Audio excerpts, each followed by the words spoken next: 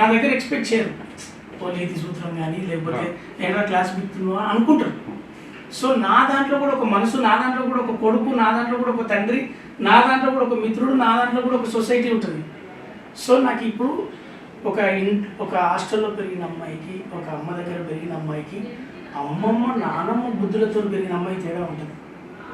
ఏది డిసిప్లిన్లో కావచ్చు, వ్యవహారికరంలో కావచ్చు. అందుకే ఈరోజు మైక్రో ఫ్యామిలీస్లో, మైక్రో లైఫ్లో ఎట్లయిపోయినాయంటే 6 నెలలలోపు విడాకులు ఎందుకు జరుగుతున్నాయి, అసలు ఎక్కడ జరిగిందనే దాంట్లో, పెంపకం మనం ఎలా పెరిగినాం, ఇప్పుడున్న బిడ్డ ఎలా పెరుగుతుందనే దాంట్లోకి వెళ్ళి రాసిందే ఈ పుస్తకం.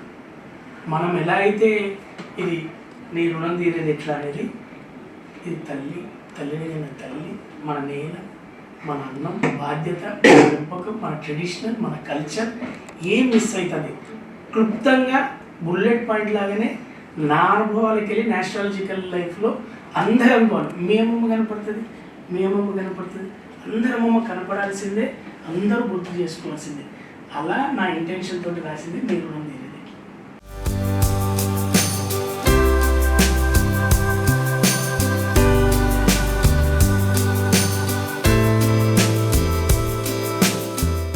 ఇది అందరు చదవాలి. మన తల్లి గురించి మనం తెలుసుకోవాలి. మనము తల్లి ఎంత ప్రేమగా ఒక బిడ్డను చూసుకుంటాం చిన్నప్పటి నుంచి.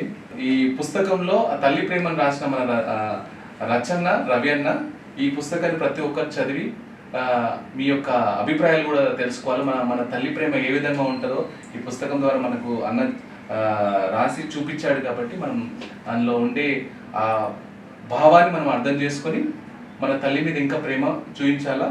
మన తల్లి మన జన్మనిచ్చిన తల్లి కాబట్టి మనం 100% మన తల్లికి ఎప్పుడు రుణపడి ఉండాలి. అది ఈ పుస్తకం ద్వారా మనకు తెలియజేయడం, ఆ ఎమోషన్ మనకి ఇందులో కనిపిస్తుంది ఖచ్చితంగా. నాకు అన్న ఎన్ని రోజులు చెప్తున్నాడు, నేను ఖచ్చితంగా చదివి ఒక 100 మందికి ఈ పుస్తకాన్ని నేను డొనేట్ చేయాలని అనుకుంటున్నాను, ముఖ్యంగా మా స్టాఫ్కి. Thank you.